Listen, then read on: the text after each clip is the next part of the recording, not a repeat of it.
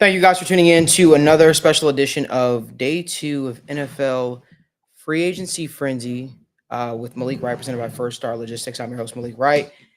A lot of stuff to get into. Some movement today. It was a little bit slower, obviously, than yesterday, but nonetheless, we're still going to be here to break it all down, talk it all through, and I'm sure there'll be some news as we are on the show.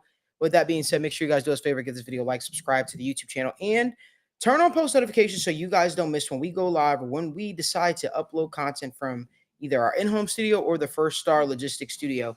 One of the big signings that happened today was Mike Gesicki, tight end, signed with the Cincinnati Bengals. It seems like the Buccaneers also were able to keep the band back together in terms of Levante David, so on and so forth. But Daniel, what were your thoughts on the Day 2 of NFL free agency, even though it was a little bit slower and even though it's still going on? Yeah, I mean, just to touch on a bunch of these. First off, yesterday was a little bit of whirlwind, and even last night, right? Last night you had the news of the Zach Moss and the Joe Mixon. Those two were two immediately ones that like came to my mind. I was like, not expecting them. You so late. So looking at Joe Mixon too. Also, the Houston Texans. That was something I've never seen. I've seen it maybe once before, where a guy who was cut was actually traded. And we were talking about this before. It's definitely a conversation that happened overnight, whether it was Nick Caserio, the Texans, Texan Duke Tobin saying, hey, you're going to cut Joe Mixon, just trade him to us for a 7th round pick and we'll do it. So that was definitely something that was cool to see. But looking at, the rest of these signings, like Mike Gesicki was another one, just how the tight end market is really just shaping up. You got Will Dissly got signed for a ton. You got, Noah Fant got re-signed for $10 million for 2 years. Mike Gesicki, $3 million. We talked about this, but it's a steal in my opinion. The dude is 6'6". He is gonna line up, a lot of times out of the slot, but he's a weapon, right? We talk about these new age of tight ends. You talk about the Brock Bowers of the world. Why are we not discussing Mike Gesicki as the same thing? Just because he's older, just because he played a couple more years, just because, he didn't look as productive. There were reasons as to why he wasn't as productive. So, I think Mike Gesicki is going to be an absolute stud with the Bengals. But one of the biggest signings for today, Malik, Derrick Henry. And Derrick Henry, I saw a lot of people on opposite sides. Some people say Derrick Henry is washed. Some people say that Derrick Henry can't, do it anymore. And then you got other people saying that Derrick Henry makes the Ravens Super Bowl contenders. I think Derrick Henry makes the Ravens rushing game a lot better. I think Derrick Henry is still a top 10 running back, but I don't put as much stock into it, as everybody else is. And, I still think the Ravens have the same issues. I still think that, in that playoff game against the Kansas City Chiefs, Derrick Henry does not move the needle for me in that game, right? Yes, he's a better running back than Gus Edwards. Yes, he's a better running back than Justice Hill, but you're still going to have the same issues of how you can get over the hump with a team like Kansas City. So Derrick Henry, 2 years, $18 million is, I'm not mad about it. I see a lot of Ravens fans once again on opposite sides. I think it's a good deal for the Ravens. You're trying to go all in, just like the Philadelphia Eagles. They're going all in with Saquon Barkley yesterday. Good for the Ravens, right? So you want to touch on Derrick Henry? I don't really care too much about Derrick Henry. Honestly, that movie doesn't do anything for me. But what I will say is that to me, this free agency, who has been the big position group we need to pay more attention on? It's been the running backs. Okay. For the last couple of years, a lot of people have made a lot of ruckus about running backs not being paid. And the running backs have been a focal point. Now, that could be because of the way the league views the running back core in the draft class. That could be because of that. I have no idea. But the simple fact that Aaron Jones was on the market very shortly. He got swooped up by the Minnesota Vikings. You look at Joe Mixon. It shows you the Texans were in the running back market for quite some time. They were willing to give up draft capital. Even though it was a 7th round pick, they still were able to give up draft capital to make sure that they kept they make sure they had the services of a guy like Joe Mixon. So I think the running backs are the big winners. DeAndre Swift, Saquon Barkley, the list goes on. People are saying to themselves that, hey, listen, it's not just a position where you can just draft a guy and you can just easily replace him. So I think that notion that has been thrown out there by a lot of, respectfully football nerds that just look at numbers and they don't, these teams, they still respect the players that play the running back position. And I just think that it was a lot of disrespect going on a lot of disrespect in terms of the discourse regarding some of the running backs in the National League. So it's good to see these guys cash in because it shows you can't just throw anybody in that spot and have some type of production. And obviously the league is telling you exactly what they think this year about it, because if they felt that way, they felt like anybody could have just been thrusted into that spot of a starting running back and put up good numbers, guess what? Then they wouldn't be throwing money at Saquon Barkley. They wouldn't be throwing money at Aaron Jones. They wouldn't be throwing money at DeAndre Swift. So we can kill that notion right off the bat. There's how quote unquote Twitter analysts view it, and then there's how teams view the running back position. And I still believe that teams are willing to pay running backs because they see value in it. Sorry for that little quick rant. I just wanted to get off on that. I think it's important, right? I'll just looking at some of these names too. I'm of the belief, I'm more of the middle, right? I do think that these guys are valuable. But looking at at some of these contracts, like a Devin Singletary, for example, I think Devin Singletary is a fine running back. Austin Eckler, right? You got 2 years, $11 million for the Commanders. It still shows that they are valuable, but at the same time, I'm looking at these guys like I think like they're fine, they're good, but it's more of the running back by committee, right? Austin Eckler didn't get crazy money. Antonio Gibson didn't get crazy money. And I'm with you. I'm glad to see them get paid. I mean, think about you had 8 solid running backs: Saquon, Jacobs, Tony Pollard, Eckler, Swift, Gibson, Moss, and Singletary. All those guys got deals within the first day and a half. So good on them. A little breaking news: Raekwon Davis, defensive tackle, signed with the Colts, 2 years, $14 million. So switching that over real quick just to the defensive line. Defensive line, it's looking slow. It's looking slow for not for the players, because most of the top tier defense linemen already got signed, but you got maybe 3 of the top tier. You got DJ Reader, Eric Armstead, and Taylor Tart. But besides that, you're looking at a 38-year-old Calais Campbell. You're looking at Poona Ford. You're looking at Jonathan Rankins. Javon Kinlaw already got signed. The defensive line class in free agency, there's not much else left. And then you look at, the defensive line for the NFL draft, you got some solid prospects already at the top of the draft, but man, it's looking slow for, the rest of these guys. So I'm just curious to see, as the day goes on, whether it's a guy like Neville Gallimore or I'm sure there's going to be some value. We're still trying to figure out what's going on with DJ Reader, man. I know he's in the Bengals are trying to keep him, guys. As far as the update goes, and people keep asking me any update on DJ Reader, but that's as far as that goes right now. They're in a fight for him, man. And that's what happens when you have a very good defensive tackle. I'm sorry, I was shocked. Let's talk a little bit since we talked a little bit about the trenches a little bit. I was very shocked to see Javon Kinlaw settle for a 1-year deal. Yep. And that's a guy that I know had a bigger market than that. And for him to sign for a 1-year deal with the Jets, maybe it's just him. Hey, maybe he's saying, hey, I want to pair back up with Robert Saleh. Maybe that's the only thing I could think of here. Because I don't know. I just felt like that was a guy that could have cashed in for sure.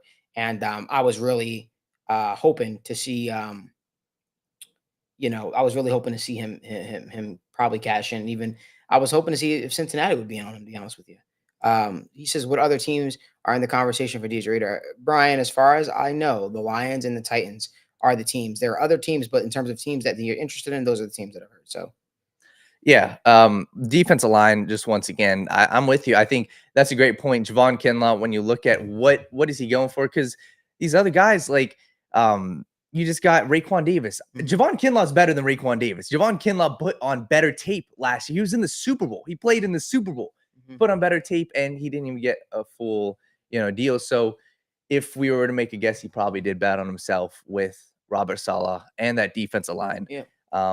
It's interesting. But I mean, just you want to touch on one of the biggest news of the day? I guess it's more of a rumor, but Justin Jefferson. We'll touch on that in a little bit. Let's keep with the defensive line talk. All right. Yeah.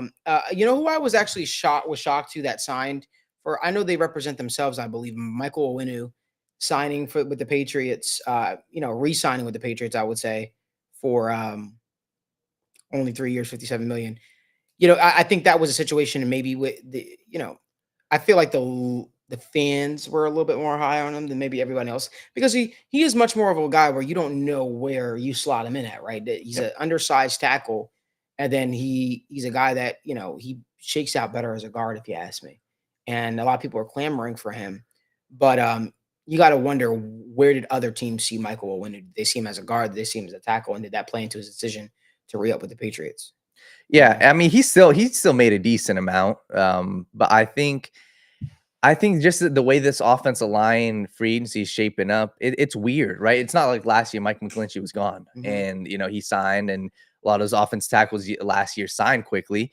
Like today I think it was just Mike Onwenu and no real other offensive lineman signed. So you're still waiting on the Jonah Williams, still waiting on, obviously Mekhi Becton and everything. So that was definitely interesting. And just looking at some of these other ones, Jameis Winston was a weird one for me. And the reason why I think it was weird, like I don't know. The Browns must know that, in my opinion, that Deshaun Watson, he didn't look great last year. I went back and watched some of the film. He didn't look great. He looked okay. And Jameis Winston, you're paying him $9 million for a 1-year deal as a backup. I think it's whatever, but that was a weird one. One I actually liked, honestly. Darnell Mooney.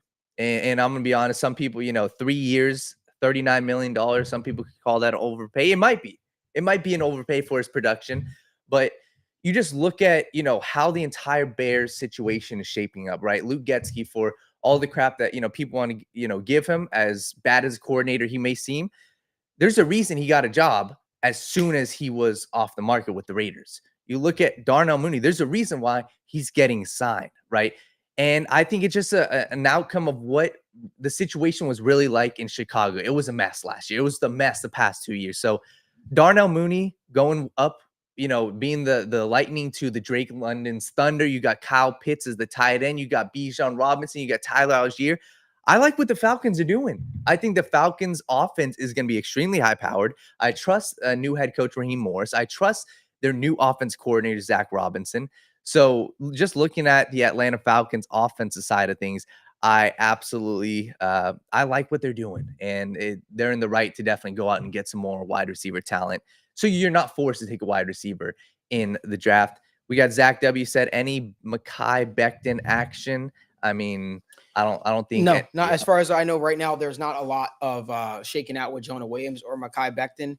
At least that's what I've been told. Those things are subject to change, of course. I'm guessing you're asking from the Bengals front. I haven't heard anything about that just yet. But then again, I haven't asked, and most of these things you start to hear as the night dwindles down. But I know the Bengals still want to add two interior defensive linemen.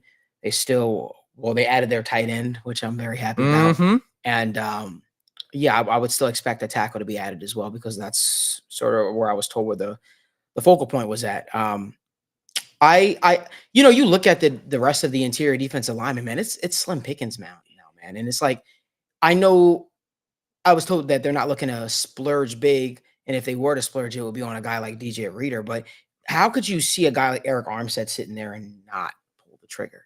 How could you see a guy like that sitting there and not pull the trigger, man?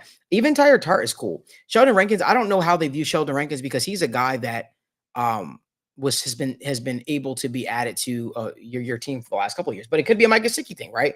You had the opportunity to add Mike Gesicki last year. He wanted to come to Cincinnati last year. So is it a thing in which the Bengals it takes two to tango, right? But it's starting to get real slim at the defensive tackle position. You're starting to put yourself in a hole of saying, hey, we can't leave the draft without drafting a defensive tackle. Sure, you used to have BJ Hill. You have Zach Carter. You have guys that you like. To me, even when you look at those bargain bin type of guys, man, they're kind of gone now. They're Maurice Hurst is gone. Javon Kinlaw is gone. So it's like, what are you doing? What are you doing? And I mean, like, Malcolm Roach was another one, obviously, right? The Bengals were interested, but even then, that's just that. Yeah, I mean, like, it's just depth. But even if you talk about what you're interested in, you got beat out by a team that offered 2 years, $8 million. So what was your offer? Right? I mean, come on, that's ridiculous, man. Like, it's crazy. What was your offer? If you got beat out by a guy who signed for 2 years, $8 million, and you have a glaring hole at the defensive tackle market, and you are literally in a fight, a battle to keep your guy in DJ Reader, what was your offer that you threw at Malcolm Roach? How couldn't you beat 2 years, $8 million? A guy that has been great at stopping the run in the National Football League. You could have got him for that bargain bin type of deal that you got when you signed DJ Reader. And it would have been for less, actually. It would have been for less. So what was your offer? You couldn't have been serious. Yep. You can, and I'm not even mad over it. I'm just expecting this at this point. It's like, stop saying, oh, we like a guy, but we couldn't get him. Or like, you better hope you land DJ Reader. You better hope you land DJ Reader. It's slim pickings now. It is. If I'm being honest with myself, outside of Eric Armstead, DJ Reader, none of the names. Oh, Tart impresses me, but nobody left on the interior defensive line impresses me. Nobody. The only guy that I see some type of semblance from, that I'm like, okay, maybe Marlon Davidson. And that's just because I like what he showed in college. Yeah. And I believe he has 3-tech ability. I do. That's the only guy that I'm looking at saying, okay, maybe I'll take a flyer on. But nobody's like, oh, man, damn, this excites me. Mm-hmm. Yeah. Is Solomon Thomas signed yet? I think he did. Oh, no? No? Okay, no. Solomon Thomas, he's a guy too. That makes sense. But you got to do something now. You have to. And you need to do it quick. Just my opinion. No, you're right. And just to kind of give perspective, just my thoughts on this too. The Cincinnati Bengals, they came out and they said, Geno Stone was a priority, right? Okay. You head into free agency, Geno Stone's your priority. Okay. So this tells me one of two things. One, these other, second tier defense linemen, these third tier defense linemen, you must not love any of them. Okay. So if you're not going after them, but you've got to find something. If you're in the room and you're looking at how your defensive line's shaping up, okay, edge rusher, you're good. Trey Hendrickson, Sam Hubbard, Miles Murphy, you're fine. And then the defensive line, you got BJ Hill in one spot and you got a glaring hole at the other. So you're not fine there. So you've got to go after and go out and get your guys. So Sean said trade for a defensive tackle. I don't know if, obviously that's a possibility, but it depends on who's really out there for you. Okay, I'm gonna be honest right now. We need to have a conversation, man. I understand the Bengals' reasoning for wanting to keep T Higgins in the fold, but $21 million is a lot of money, guys. It's a lot of money. It is, right? When you agree, Marissa, it's a lot of money. 21 million is a lot of money. And you can do a whole lot with $21 million. For me, to keep a disgruntled wide receiver, and Brian, I did not get that impression at all. I was not told that they were. But that doesn't mean that they weren't. We were doing the show and he signed. We found out he signed and it was like, oh, crap, he signed. So, it really wasn't a chance to really, sift through that. But you look at it, 21 million for a wide receiver who's disgruntled, who wants a long-term deal. What could you do with $21 million? Where can you allocate those resources for a $21 million?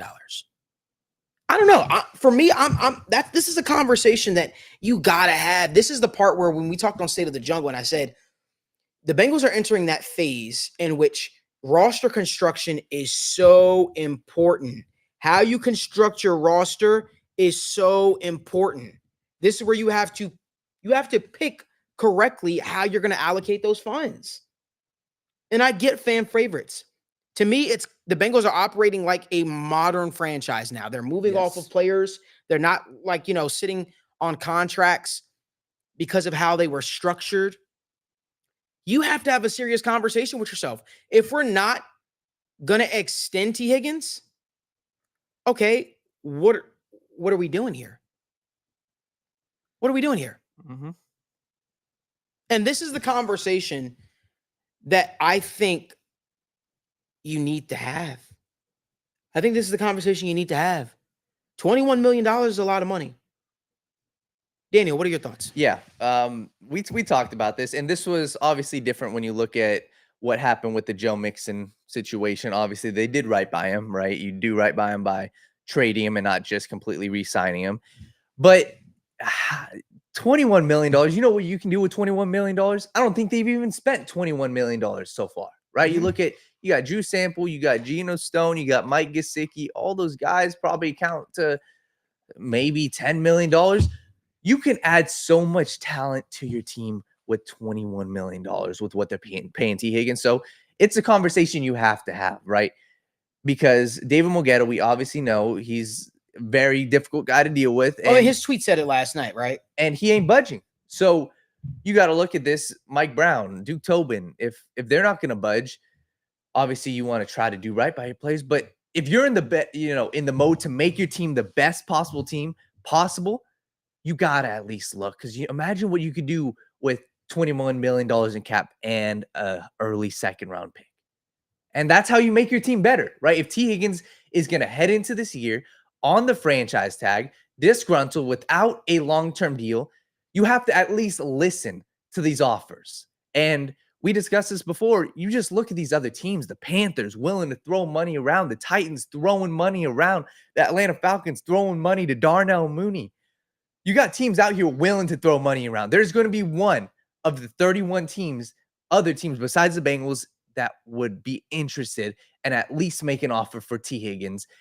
And all it takes is one, folks. All it takes is one to trade for T Higgins. So that's not to say T Higgins isn't a good player, but at this stage in the offseason, you got to look at every which way to make your team better. Because right now you're, kind of just holding your hands tied behind your back right now, because you got just T Higgins on a 1-year deal, and you got to at least listen to offers, Malik. You have to. You have to. You 100% have to, man. And I don't know. I think the more and more you see how this thing shakes out, and you say to yourself, okay, are we going to re-sign the guy? And if the answer is clearly no, if you're not, I love what somebody said in the chat here.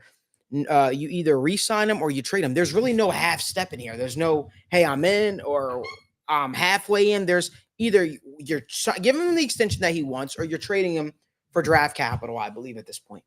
And I wouldn't have had this stance until it became necessarily public, because when it became public, it messes up the chemistry. It messes up so much of the flow, right? And I just think that you can use that money elsewhere. And I don't think I've ever really held firm on a stance in terms of the T Higgins future with the Bengals, but I just feel like the time's ticking for you to make a decision. This is a rich wide receiver class, and I don't really think the Bengals are doing themselves any favors by sitting around holding a meeting and basically all right, we'll see what happens. I don't know if I'm in the front office, I'm using that money. I'm using that 21 million, especially because the hope is, even if you were able to sign him long-term, you would lower the cap. You would lower the amount of money that is going to be allocated to him that year. So that way you be able to free things up. But all that 21 million is, given to him this year, essentially. Is given to him this year. And you got to ask yourself, okay, what are we doing? So I don't know. Yeah. And obviously you got some people in the chat, saying T Higgins, keep T Higgins, trade T Higgins. And Sam Patterson's asking question, if all the tier 1 and tier 2 free agents are gone, where's all the money going? Eric Armstead. I think the Bengals, they could be gearing up for something, but at the end of the day, you got two guys you're definitely looking at, Jonah Williams and DJ Reader. I don't know if the Bengals, if I were to guess right now, they're not sure what's going to happen, right? That's what nobody's sure who's going to be available. You're not sure if DJ Reader is going to be on your roster. So as an organization, it is definitely smarter to keep the money in your back pocket than go and spend it like a team like the Jaguars are doing, right? It's much better to do that than spend all your money and then regret it. So I just look at, what these other teams are doing. And the Bengals, I don't look at any of their signings this year as if they're going to regret it. I don't look at any of their signings from last year as if they're going to regret it, right? And that's a good thing, because they've only given out 1-year contract, 2-year contract, like Zach Moss, for example, right? Zach Moss could be, a failure, right? He could not succeed. He could get injured, all those things. But at the end of the day, you're still taking a flyer. And I think Zach Moss is going to be productive. I think Geno Stone is going to be productive. So I like the move so far. The story's not written completely, but so far, man, Geno Stone, I think, is productive. I think he helps you in the back end. I think he gives you consistency. I think he gives you a guy who's going to be able to man the free safety spot. You got, a running back in Zach Moss, who's now helps a committee, and you got a tight end, Mike Gesicki, where he's going to help the offense more than people even understand. So, yeah, man, I don't know. I just think that this is a conversation that needs to come up, man, at some point. It needs to. The T Higgins? It does, yeah. It's a conversation that needs to be happening. But here's the thing. It would be easier said if the Bengals were an easier team to trade with. They overvalue their players, even disgruntled ones. It has worked for them in the past, right? Yep. We saw it work with Carson Palmer. Now, that was a long time ago. And that was against a Raiders team that was for a Raiders team that was very desperate. You've got I hate to be that. I love T Higgins. He's a great guy, great culture guy. I'm not saying I want him to go, but it's either you sign him or you move on. This does not make any sense for him to play this year on a tag. It doesn't. I can get wanting to win a Super Bowl and wanting to keep the band, but you got to figure something out, man. You have to. You have to. Like, it's getting ridiculous. 21 million is a lot of money, man. It's a lot of money. And it's a lot of money that you're saying you're pinching because you're saying, oh, we got 21 million here. We got 21 million here, so we can't do this. Why don't you just free yourself of that? He wants to get paid like a number one, so make it happen. Yeah. I don't know. He says Misfit 85 says, I'll wait to see how the draft falls before trading T. See how receivers fall in the draft. No. Again, ideally, if you're trading T, you're trying to acquire draft capital. That could burn you. That waiting approach could burn you. It could. It's you know, the fact of the matter is, if you wait and teams acquire who they got, what are you going to trade for? A next year's whatever? Yeah. At that point, you might as well keep them. Yeah, and I also don't think, like, this is once again me just guessing. I don't think that they're going to look. I don't think teams are necessarily going to look at it and be like, okay, if this guy is here, then we're going to trade T Higgins. I think you either do it now, or you don't do it. You don't wait to see if Keon Coleman is there in round 2. You don't wait to see if Malik Neighbors falls in round 1. That's because you're setting yourself up for failure, because then you got to figure out, all right, offense tackle, defensive tackle. You have so many other things. So, Malik, the hard part I'm having right now, right, and this is the debate about having T Higgins, is would I rather pay him $21 million this year or pay him $26 million? And that's like, because I'm sure that's what he's going to want, right? Whether it's a 24 to 26, 27. And I'm sure that's the conversation the Bengals are having, right? Is T Higgins worth 26 million around that? And that's a lot of money. It's a lot of money, but I'm with you. I think it doesn't do anything positive for anybody, his side or the Bengals side, to only play him on the tag, because then T's not going to feel secure, and especially with Mogetta in his ear. Yeah. But that's a lot of money, man. It is. And, you know, for people out there saying we can't pay 2 wide receivers, you can pay 2 wide receivers. Just that it complicates things when the paid receiver that's asking to get paid wants to get paid like well, I'm sorry, I'm not going to say the receiver. His agent is asking for him to get paid like a number 1 wide receiver. It complicates things. It does. Yep. You're more willing to pay that if you see the production, if the health concerns weren't a thing, and if you're coming meet him in the middle, right? Meet him in the middle. Be realistic with your asking price. You know, you waited until Justin Simmons was the same thing though. It was the same thing. You know, the Broncos didn't want to cut Justin Simmons. They asked Justin Simmons to try to take a pay cut, but hey, that ain't going for Mogetta and Athletes First and all those guys. So what do? We'd rather you just give us the release. Okay, cool. And it's like, I get wanting your guy to get paid, but it has to make sense, man. It has to make sense. No, it does. And I don't, that's the hard part. Like, they're not going to budge. And I mean, in this instance, what does budging look like? Because anything less than a second round pick and maybe a third is, but it to me is like, that's just a no-go. Yeah. No, I meant like the contract. Like, I don't know if Mogetta and Higgins are going to be willing, to obviously lower the value, but I'm with you. I think if we're talking about a trade, I think I would do a second and a third. Like, I think you're getting something in return. Second and a third round pick. We've seen how valuable they are in the NFL. So I just, man, we'll obviously see what happens, but what were you going to say? By the way, Danielle Hunter just signed with the Minnesota Vikings. The Vikings? Yeah, I mean, I'm sorry, not the Vikings. The Houston Texans. Okay, good. See, and that's another thing. Like, we were talking about, same thing. Like, he's from 20 minutes from Houston. That's where he's from, and this is a common reoccurrence that we've seen in free agency. Is all right. Danielle Hunter, the Minnesota Vikings showed him what they wanted. They brought in Jonathan Greenard. They brought in a couple other edge rushers. So if you're Danielle Hunter, where do you go? you go back home. And this is something, I'm kind of going to keep in notes for next offseason in the sense of, all right, where are these players really asking? Because at the end of the day, the players have power, and they have a lot more power than, than people think. Obviously, you have agents, but look at how many of these guys are going back home. And I know it may sound like a broken record, but I don't think this can be understated. Like Saquon Barkley back home to Philly, Danielle Hunter back home to Houston. A lot of these guys are going back to where they grew up, to where they're familiar with, where their family is, and also with a team that has a need like the Houston Texans. They have a need at edge rusher opposite of Will Anderson. And let me just say, I love what the Texans are doing, man. I absolutely love it. They're building up that defensive line. And you look at what they're doing even on the offense side of the ball. They went out, got Joe Mixon, pair him up with Dameon Pierce. You have your franchise quarterback. You just got your new head coach. You have two very talented wide receivers. You re-sign your tight end.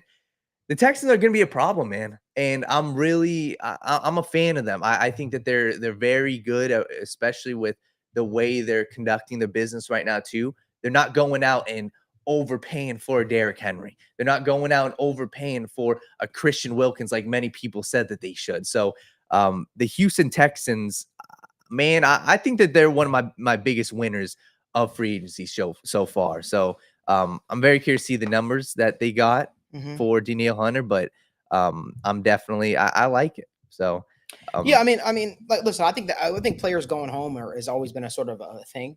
Definitely, you're seeing more players trying to gain more control in the National Football League. I think Saquon just probably couldn't avoid sticking it to the Giants twice a year as well as going home to PA. But I mean, I don't think that's necessarily been a shock factor or something that hasn't happened. I think that's always been a thing. Yeah, no, completely. And let me say that's something for me. I just never personally realized that like in previous off season. Now it's kind of like for me personally, like, wow, okay, it definitely plays a role.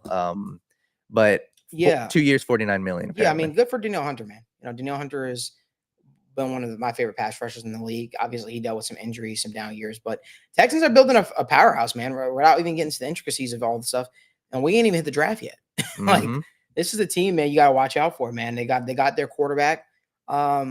They added Joe Mixon and pairing him up together with the Dameon Pierce is going to be special. Yeah, man, I like what the Texans are doing. They got their tight end. So it's more competition in the AFC, I would say. It's more competition in the AFC, and I think that's what we're looking at here. But I would say I'm trying to see if there were any other moves. Let's talk about the Patrick Queen signing with the Pittsburgh Steelers. What were your thoughts on that, Dan? I don't know. The Steelers are weird right now, and the reason why I say that is Russell Wilson is. I feel like he can definitely surprise some people, and if you give him a great situation, and I understand a lot of even Pittsburgh Steelers fans are saying, well, his corniness, like a lot of people on social media are saying, because Russell Wilson is corny, that's not going to work with Pittsburgh media. I don't think that's true, and I don't think that's fair to say to the Pittsburgh Steelers, right? I look at the Steelers and just what they're doing with their team. You got a guy like Russell Wilson who is going to, be he's a game manager. He is a game manager with the Pittsburgh Steelers. And a guy like Mike Tomlin I think it's a better situation than the Denver Broncos, to be completely straight up with you. I think Mike Tomlin is a veteran head coach. He's a guy who's, obviously been alluded for never having under a 500 win seat or Jordan Poyer lands with the Dolphins. Remember last year he wanted the Dolphins to sign him all last year? Yeah. Yeah, so that's all he kept talking about all last year, man, was he wanted to go to the Dolphins. He wanted to go to the Dolphins. He wanted to go to the Dolphins, and now he is officially going to be with the Dolphins. So, man, yeah. Little breaking news there. I think I like that. I think the Miami Dolphins, they are definitely cap strapped, but you pair them up with Javon Holland. You still got Jalen Ramsey there. They've obviously got to do some work at the cornerback room. No more Xavier Howard. But I like it. I think their defensive line definitely needs some work, right, without Christian Wilkins. But good on them. Good on them. So my biggest concern with the Dolphins is still going to be the pass rush. And it's still going to be your offense. Can they do it in crunch time? Can they do it in the playoffs? And, I mean, I'm just looking at the defense line, and respectfully, it ain't looking good. You got Raekwon Davis in there. So you got Deshaun Hand, Isaiah Mack. They added Shaq Barrett as an edge rusher, Zach Sealer. But if I'm the Miami Dolphins, I'm definitely looking even at the offensive line too. Their offensive line, they lost Robert Hunt. It's looking I feel like that's going to be their biggest issue is they're not building in the trenches versus the other teams like the Houston Texans are building in the trenches. So I think Jordan Poyer, great free agent safety, great veteran safety. So good for the Miami Dolphins. So let's talk about we got a large contingent, Bengals contingent, obviously in the chat for sure. Let's keep it with that because I don't think anybody really cares too much about Poyer. I don't think anybody cares too much about Zach Seiler and any of those guys. But let's talk about this. If you're the Bengals, you're Duke Tobin, you're putting your hat on. What other moves are you making? I want players specifically. Who's a guy that you will go at right now that you say to yourself makes a lot of sense for the Bengals? Because you can't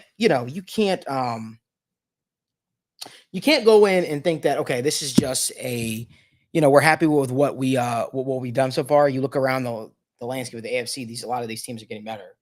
You just brought up the Texans. They're getting better. I think the Steelers are the Steelers, right? They're always going to be a tough team right in the thick of it. The Browns. What are you doing? What is a signature move outside of, obviously you could add DJ Reader to the fold? What is a move that you would do that you think would help this team? Do me a favor, guys. I want to not just hear from Daniel. I want to hear from you guys as well. So drop down in the comment section if you're Duke Tobin, what is a move that you're making? Right? What are some signings? Give me like 2 more signings that you'd make. That's what I want to hear. Yeah, man. It's two signings I would make. I would definitely look at the cornerback position, and this is just because once again, the way I look at the defensive line, I personally screw it. I would go after an Armstead or DJ Reader. I'm not leaving free agency without one of those two, or Poyer Tart. One of those 3.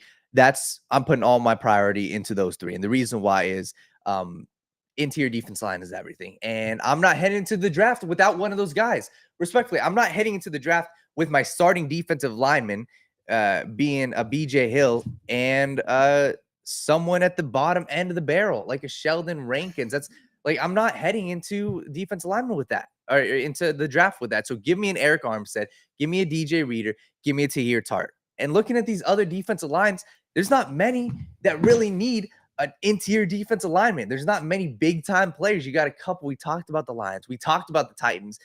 That's the biggest need because I can head into the draft, right?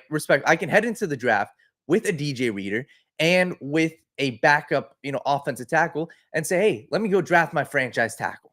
I'm not a huge fan of the JC Lathams of the world, but at least you're giving yourself some potential, something to work with, something to build there versus heading into the draft without a DJ Reader, without a Poyer Tart, and you're hoping that Byron Murphy is there. You're hoping that Jerzon Newton is there. And then if they're not, you're relying on second round Michael Hall. You're relying on second round Rook Ororo, right?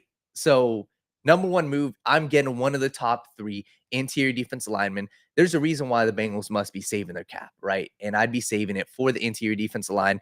And also, give me a cornerback. Give me a backup cornerback, whether it's, I don't know if Christian Fulton signed. Another name I like CJ Henderson. A lot of those guys from the Jaguars, from the past, CJ Henderson, Caleb Von Chason, those guys were highly touted prospects coming into the NFL. They didn't work out with the Jaguars. So I'm looking at CJ Henderson, Christian Fulton for my cornerback 4 spot, and I'm getting one of the top tier interior defense linemen. I can live with the rest. So a lot of people are asking, did Armstead officially get released? I believe so.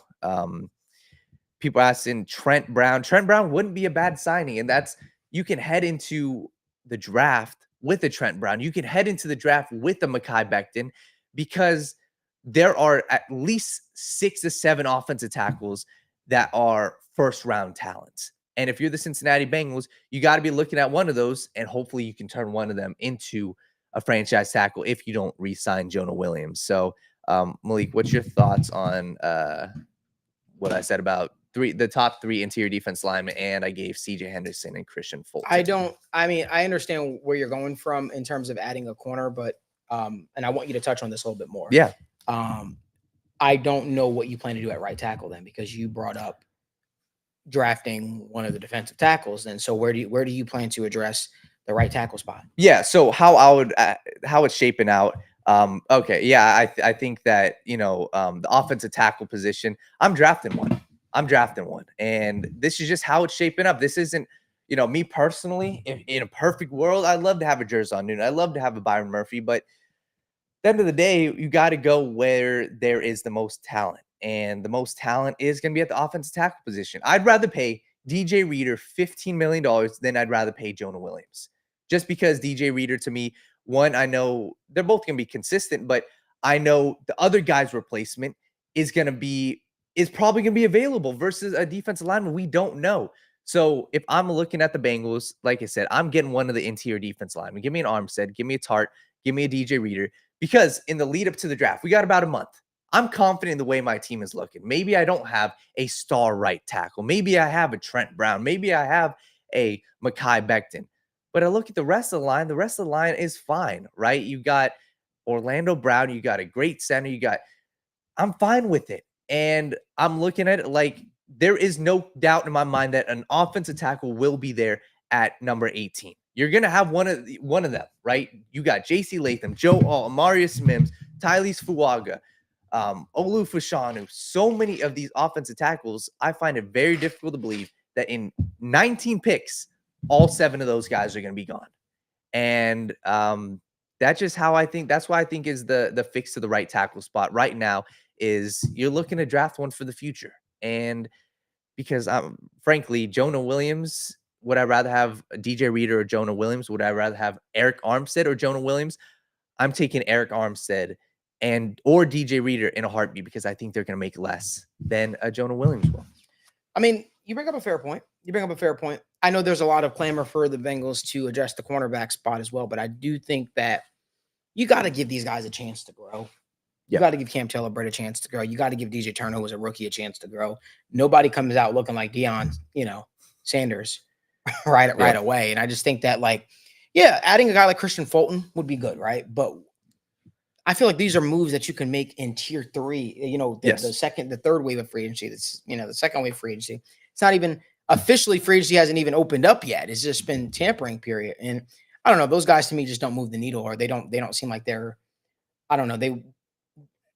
I guess what I'm trying to say is they're not like focal points of the moves that I have to make right off the bat. That's just what I think. Yeah. And I think you're right. You got to win in the trenches. And that's what the NFL is about. And that's what the NFL has always been about. The teams that are there in the playoffs, in the Final Four, in the Super Bowl, they win in the trenches. And if you're the Cincinnati Bengals right now, your free agency, it's productive so far. It is productive. You are slowly starting to see, where this roster is shaping up. And I'm confident the way the roster is looking so far. But the 2 biggest issues are probably 2 of the 3 most important things in football is offensive line, defensive line, and quarterback. And the defensive line, there's still a big time hole. So I'm not right now. If I'm Duke Tobin, I'm on the phone with those 3 guys. I am figuring out, all right, team, Lou Anarumo, what do we want, right? Which of those 3 guys do we want? Because those are the guys that can step in and be that dominant defensive tackle, can be a starting caliber defensive tackle that we can see in the playoffs. We can see against Patrick Mahomes. We can see against Jalen Hurts. That's what you have to project these guys for. Like, obviously we want to talk about, the flashy picks, but you got to talk about how are they going to perform against the best quarterbacks and how are they going to perform in the division? Now you got Derrick Henry in the division. Who's going to be stopping him, right? Are you relying on a backup defense tackle in Josh Tupou? Or are we relying on a $15 million guy in DJ Reader? Are we relying on Eric Armstead? And I hate that I'm, kind of beating the same drum, but I think it's so imperative that you leave free agency with one of those 3, because when you compare the defensive line of the Bengals as it currently stands right now to the other top tier contenders in the NFL, they don't compare. No. And that's just putting it bluntly. Trey Henderson is great. Myles Murphy is, his potential is there. Sam Hubbard is a good edge rusher. Do they compare to the San Fran's defensive line? No. Do they compare to, even like some of these other top tier, like the Chiefs defensive line? No, not right now. So give me one of those top 3, and then we can figure out the rest. Because Daniel, I think you're cooking right now. No, I'm trying, man. I'm trying. and it's weird because personally, I would rather have Newton and Byron Murphy over these offensive linemen in the draft. But with the way it's shaping up, I'm slowly leaning to being okay with going offensive tackle. Honestly, like I'm being honest with you. I went back and rewatched his film. offensive line, I have to give them more, benefit of the doubt in the sense of you're going to have to grow at the NFL level. And I want an offensive tackle that has the pieces that are potentially there. I would rather have a Fuaga than a Mims right now. And that's putting it bluntly. I would rather have a Fuaga than potentially a guy like Olufashanu, because I think Fuaga is more pro ready than those guys. And that's a conversation the Bengals offensive line coach and their front office is going to have. But you're going to have your pick at one of those guys. And I think that's where you go for your franchise offensive tackle. But don't leave free agency without one of the 3 interior defensive linemen. And that's just my opinion. I think you did a good job explaining that here. Let us know down in the comment section what you guys think. Daniel, one of the things I want to touch on is a growing thing within the Bengals community is, hey, the Bengals should go out there and sign Von Bell back and bring him back. Yeah. I don't really see that personally. That's just me. I think that Von Bell was ready to move on when he did leave. Cincinnati made an attempt to keep him. Yeah. Somebody said Cody Core. I remember that name. And you got to realize, are you taking snaps away from Jordan Battle by doing that because they play the exact same position? So no, you don't. You don't do that. But yeah, I want to address that briefly because that had been a conversation. Any other thing that you want to touch on, because I want to add more to the Mike Gesicki discourse. No, yeah, we can talk about the Mike Gesicki because somebody said Willie Gay to the Saints. I don't know if that's true. That was a guy, Andrew Sealer. If so, that's a fine move for the Saints. Saints have a lot of other stuff to figure out. So Mike Gesicki, yeah, we can talk about it. Let me just ask you this, right? Because the discourse, our new favorite word, right? The discourse is Mike Gesicki is a retread. Mike Gesicki is a slot wide receiver. Mike Gesicki doesn't move the needle. Of course, there are people that see the value in Mike Gesicki.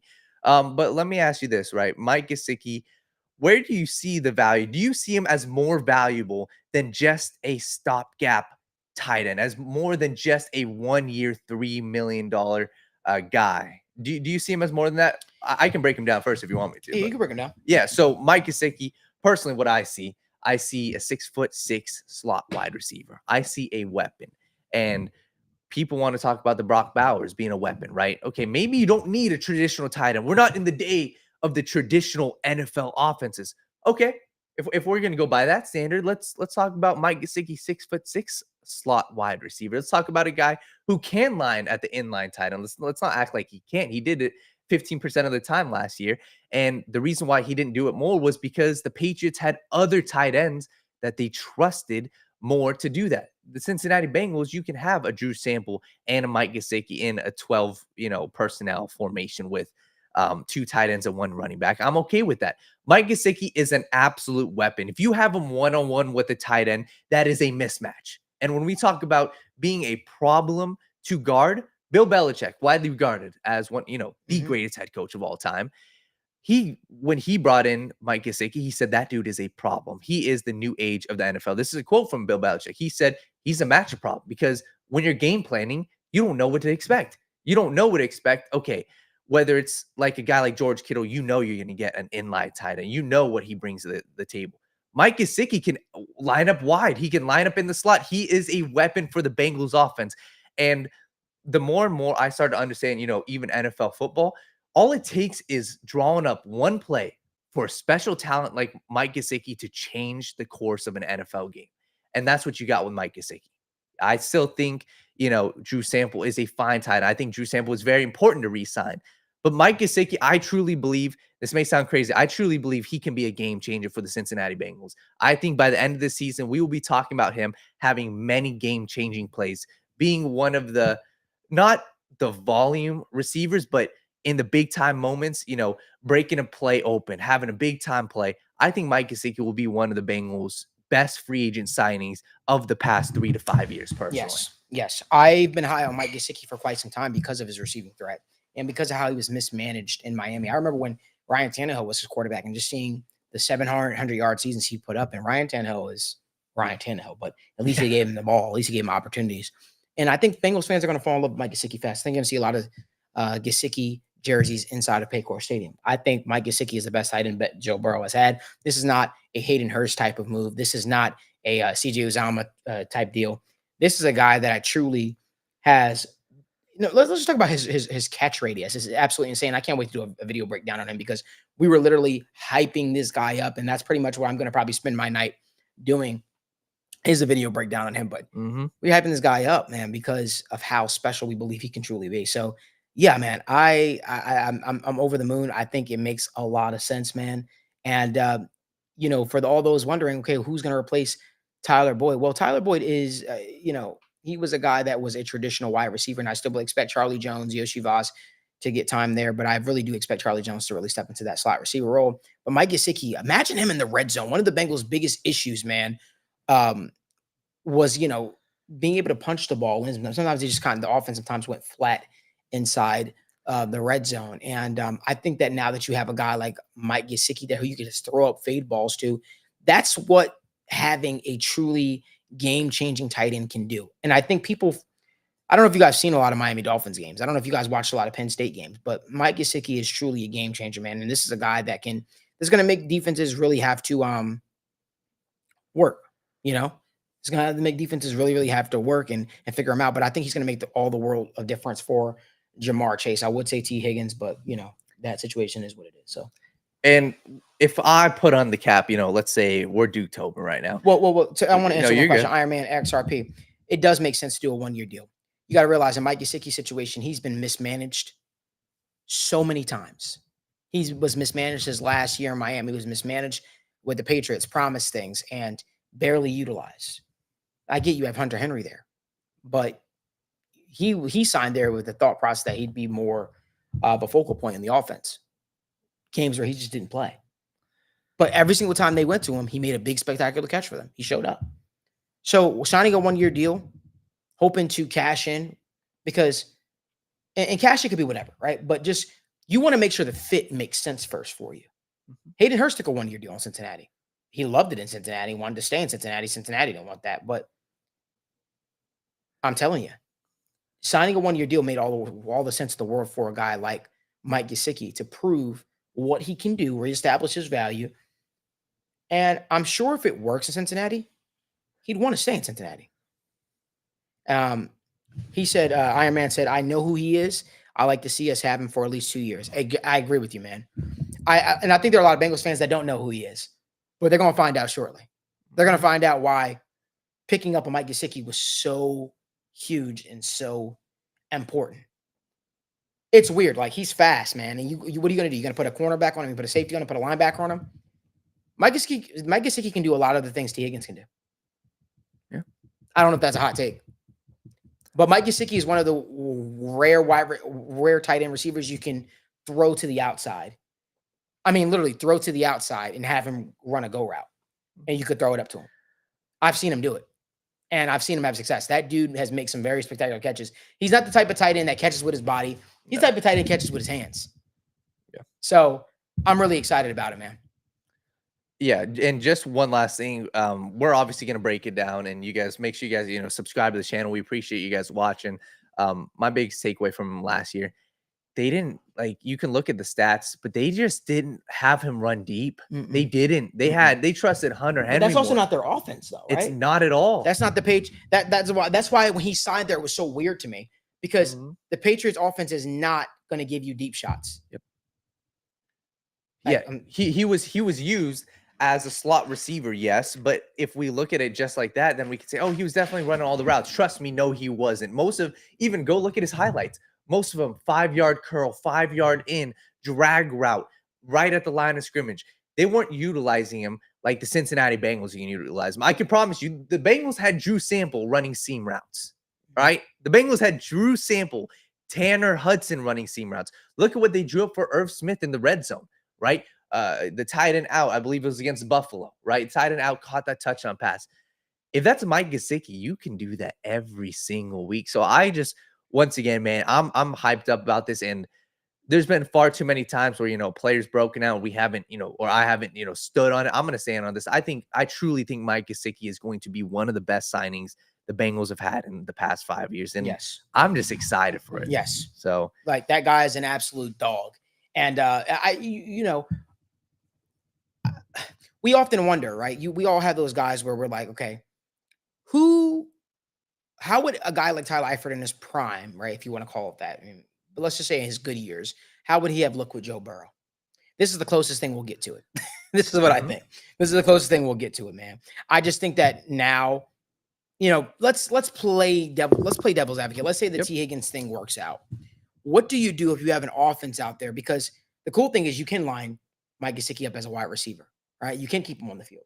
But what do you do with T Higgins, Mike Gesicki, Jamar Chase? What do you do? What do you do? Yeah. What in the hell do you do? You have to pick your poison. You have to pick your poison. And what a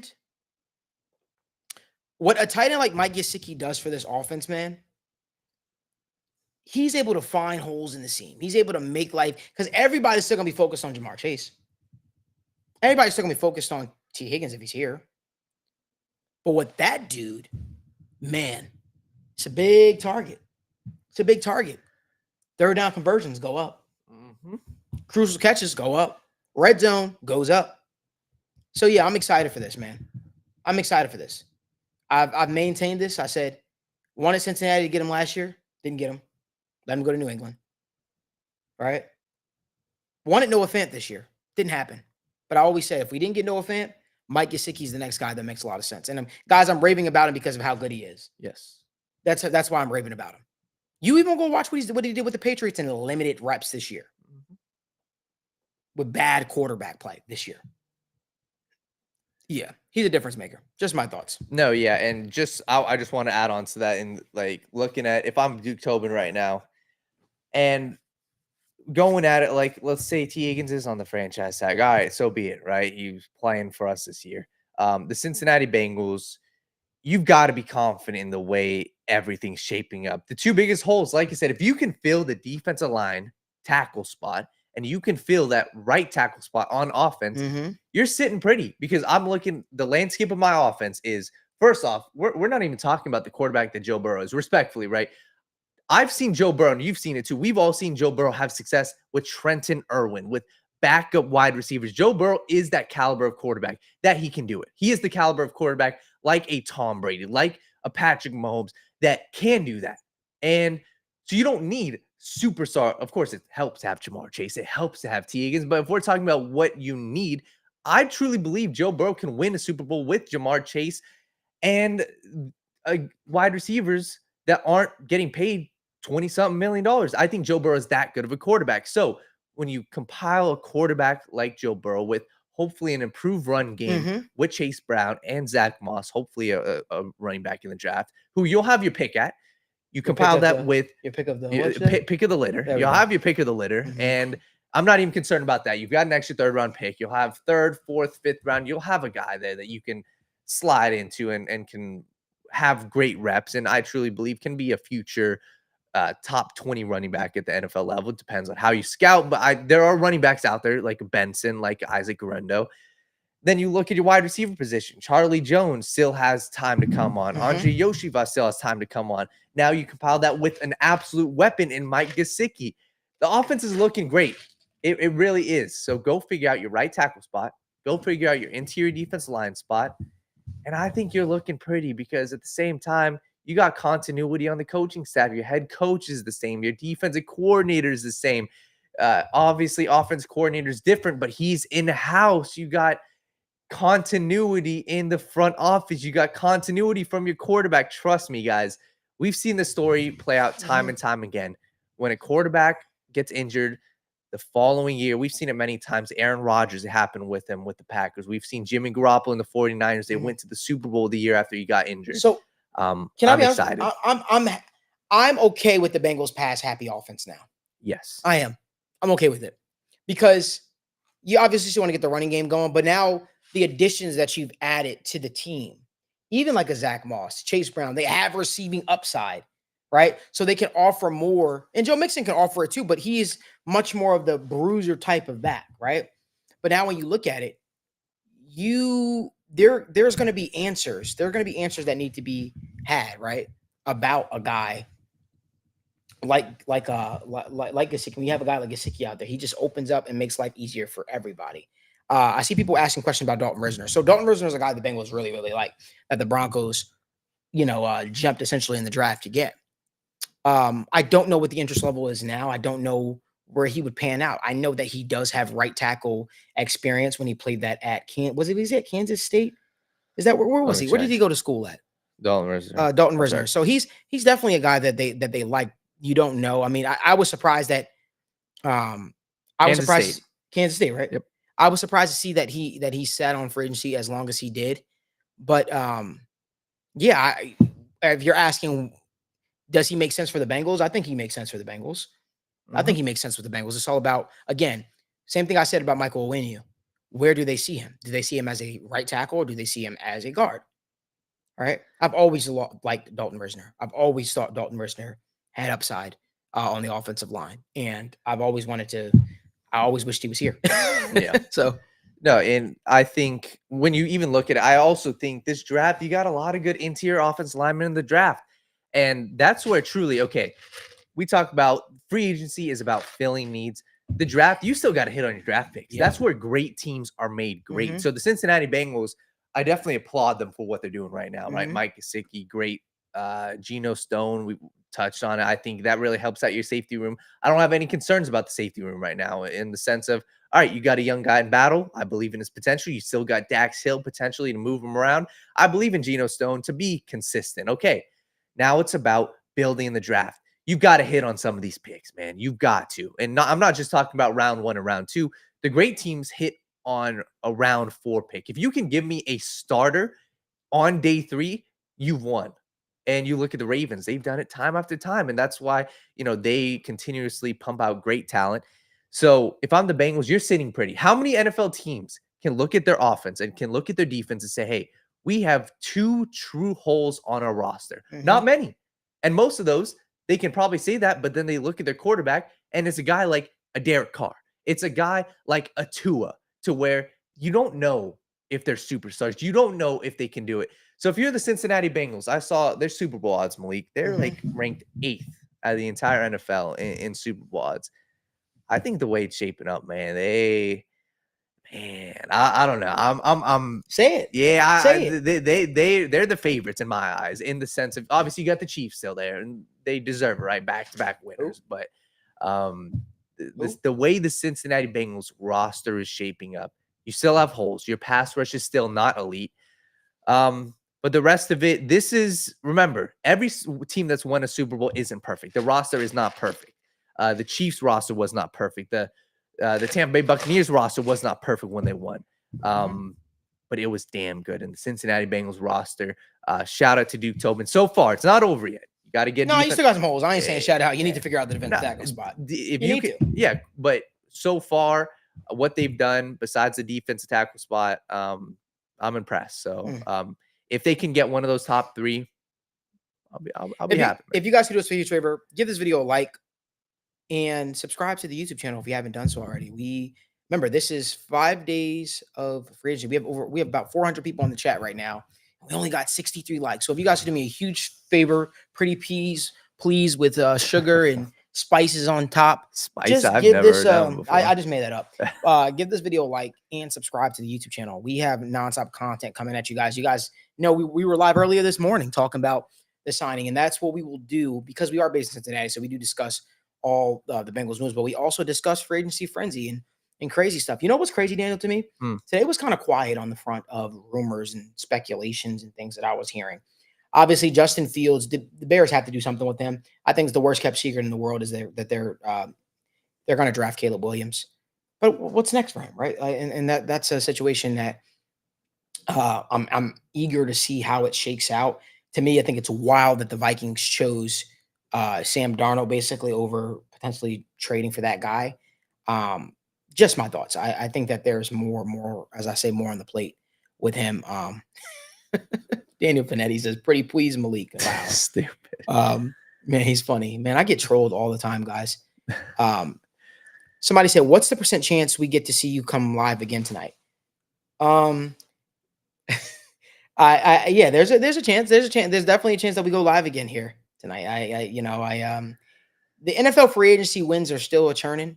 The thing is, I don't know if there's I don't know if there's any big deal in terms of NFL that makes sense to where, like, it would make sense to go live and talk about it. Only thing would be Bengals sign one of either the 3 interior defensive linemen or offensive tackle.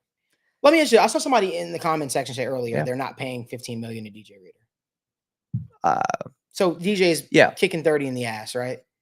What is somebody said, damn, I'm gonna address the DJ Reader thing. I have Jack says, damn, we missed our chance on D Hunter.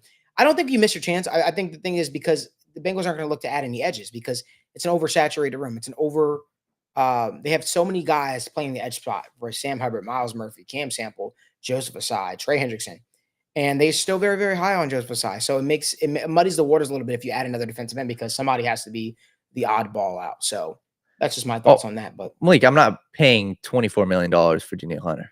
And that's with the way your defense is shaping up. Like, okay, let's say you go out and pay Danielle Hunter $24 million, then you still got defensive tackle, you still got offensive tackle. So it's just not smart for them to do that. I didn't realize 24, that's a lot. But hey, Houston Texans, they're good for them.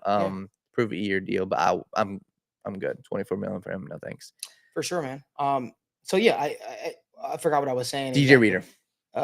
So are you paying DJ Reader the $15 million to keep him in Cincinnati? Be honest about it. Yeah. If I'm in the front office, I always look at it like this. What's your alternative? Political. No, what's my alternative, right? My alternative is to pray to God that Jerzon Newton and Byron Murphy are there, or to go out and sign Sheldon Rankins and Malik. I would pay, with how it's shaping up, I'd pay DJ Reader $15 million. That's fine. And yes, his injuries are bad. And yes, we don't know, nobody knows yet. Is he going to be healthy by the time week 1 is here to roll around? I would definitely be kicking the tires of Eric Armstead. 1000%. If DJ Reader right now, he is not a Cincinnati Bengal. And if you're going to hold your hands and sit and wait for DJ Reader to become on the Bengals and let Eric Armstead pass you and let Tier Tart pass you, especially if those guys are going to make less than DJ Reader, that'd be a major mistake. So if I'm the Cincinnati Bengals, the way it's shaping up, I'm paying one of those guys. And if it's around $15 million, I'm fine with that. You got cap to burn. And like I said, I'm okay with heading into the draft without a superstar right tackle. I'm okay with heading into the draft with one of those 3 guys, even if I'm paying them $15 million. Let's say maybe it's an overpay. Okay, you need to do something to address the position. And what's your alternative, Malik? I'm not relying on one of these backup defensive linemen. I'm sorry. Because I promise you, Malik, we'll be sitting in the first star suite, watching the games, obviously, with everybody. And we'll be looking and being like, damn, where's our pass rush? Damn, Trey Hendrickson, that's all we got. I don't want that. You want to play GM? You want to put my GM hat on? What I'm doing? I'm trading T Higgins. That's number 1 I'm doing. I'm trying to acquire picks. If I can't, who's the best defensive tackle on your roster? As well as some draft capital, whatever. But in the land of reality where they keep him on the roster, and you can't bring a guy like DJ Reader back. Let's say he gets just outpriced.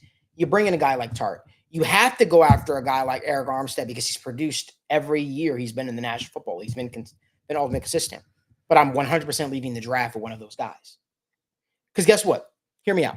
If you don't land DJ Reader, your focus 100% should be, if you can't land DJ Reader or Eric Armstead, your focus 100% should be on securing a tackle in free agency.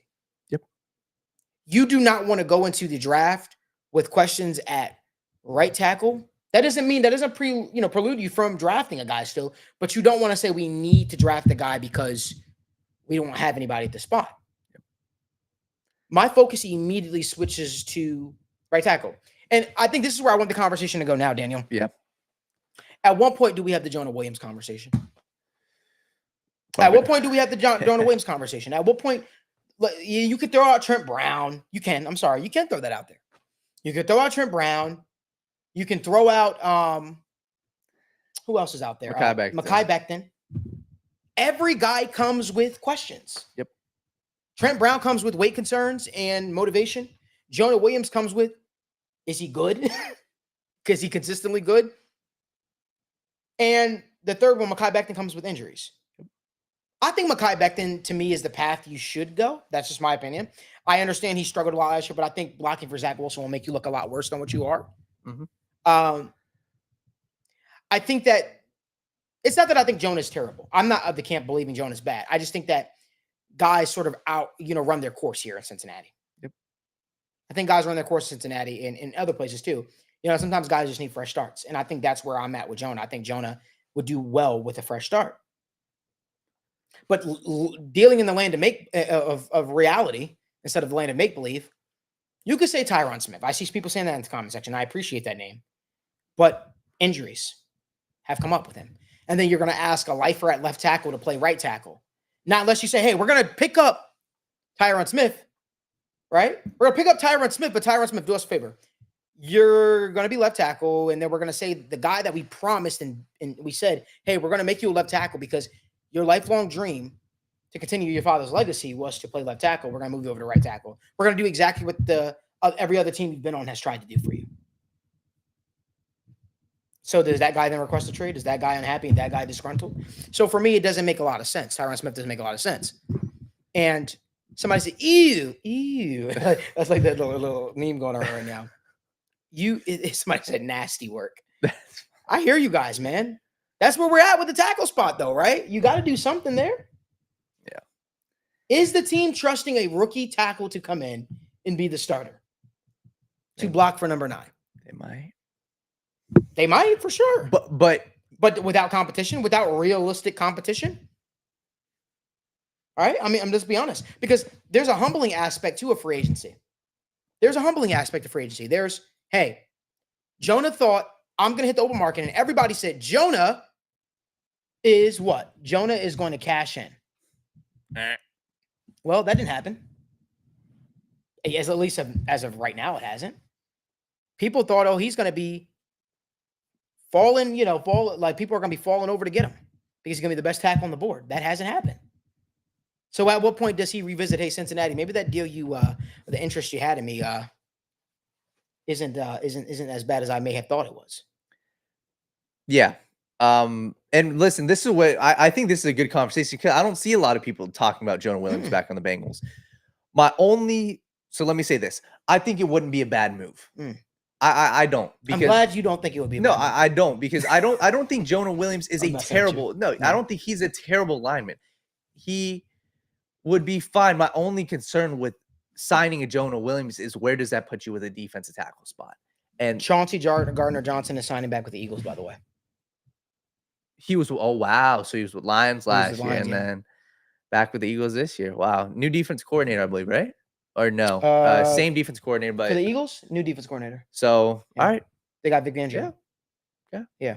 I like that. Chauncey Gardner-Johnson. All right. Good for them. I'm sure it's probably just a 1-year deal or something, but is that Deontay news confirmed, guys? We're seeing Deontay Johnson. Deontay Johnson, the Panthers. Deontay Johnson to the Panthers. Okay. I like that move. Weaken the Steelers. I like that. Let's go. Weaken them. Yeah. Help out. Bryce Young. Dante Jackson is a Steeler. Oh. Dante Jackson is a Steeler. That was a part of the deal, man. He's good.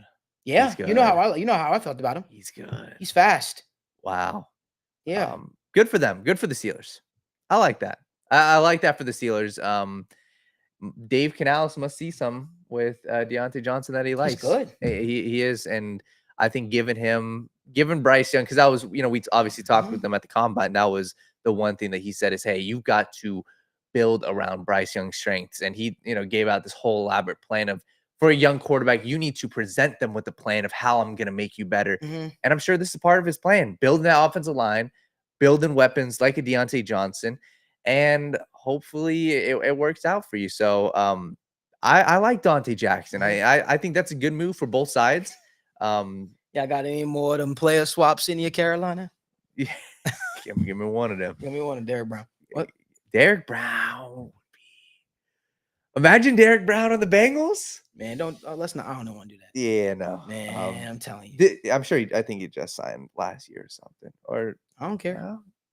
Derrick Brown. Man, that solves your problem at DT, man. Yeah, sure does. All right. Yeah. Why they trading off? Why they trading off defensive linemen? What they giving away? What they gave away? Brian Burns for a second and a fifth, man, or something like that. You know what I'm saying? Like I would take Derrick Brown in a heartbeat. Listen, if you're the Bengals, all right, we're having this conversation. If you're the Bengals, yeah, you need to figure out the defensive line. I'm looking at every option, man. The issue is the interior. Right? That's where things melted at this season, man. So, like, you gotta. Yeah, switching real quick. Like Iron Man said, Jonah Williams as a depth piece only. I don't think that's true. I think Jonah Williams, he can be a starting tackle, and like, it's not the end of the world. Once again, my only concern, if you sign Jonah, is where does that put you for the defensive tackle market?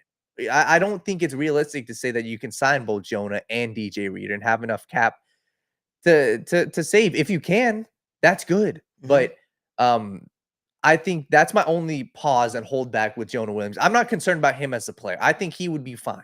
I think he'd solve your problem at right tackle. I don't think that the difference between, this may sound crazy, but I don't think the difference between a Jonah Williams and a rookie tackle year one is a lot. I don't. I truly don't believe. And maybe not training camp, maybe not the first month of the season, but it could be. It definitely could be, but I hear where you're coming from. Yeah. I'm not dissing you, man. I don't like, there's no bias. There's no bias. We're able to separate that. Like, it's one of those things where it is what it is. Like, yeah, I just don't think it makes sense. Yeah. Though, so, yeah, man. I mean, listen, the clear options for the Bengals moving forward is figuring out the interior defensive line. You need to figure that out. And I think once whatever happens with Readers gets figured out, I'm surprised it's lasted this long, to be completely honest with you. I'm really shocked that it's lasted this long. I think everything else, the rest of the dominoes can start to fall. There is obviously no team banging down Mekhi Becton's door, banging down Jonah Williams' door, banging down Trent Brown's door just yet. So, conversations have to be had, and we got to figure out what's what. But ideally, you got to figure something out. The trenches are the name of the game this offseason.